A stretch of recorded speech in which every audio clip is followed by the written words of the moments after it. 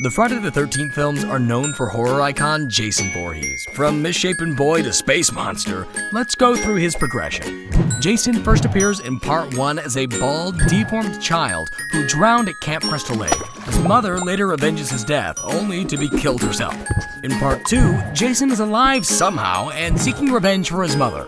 He's full-grown and wears a plaid shirt, overalls, and a one-eyed sack. Unmasked, his head appears lumpy with patchy, long hair. Jason is bulkier in Part 3 and acquires his iconic hockey mask and trades the overalls for blue pants and a green dress shirt. He also ditches his hair for a shaven look, and oddly shares little resemblance to himself in Part 2.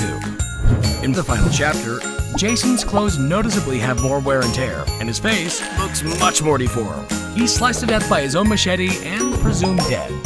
Jason in A New Beginning is revealed to be a copycat killer, so let's move on.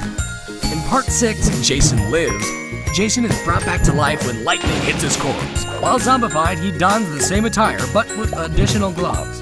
In the climax, he is chained to the bottom of Crystal Lake. In Part 7, The New Blood, Jason is let loose by a girl with psychic powers and now sports a chain around his neck and clothing that is even more tattered, revealing bone underneath. His mask is broken and reveals an extremely rotted face.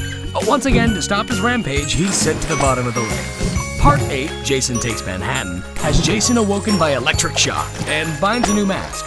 He now seems perpetually wet. He hops a boat to New York and once there is melted away by toxic sludge. But don't worry, in Jason Goes to Hell, the final Friday, Jason is alive.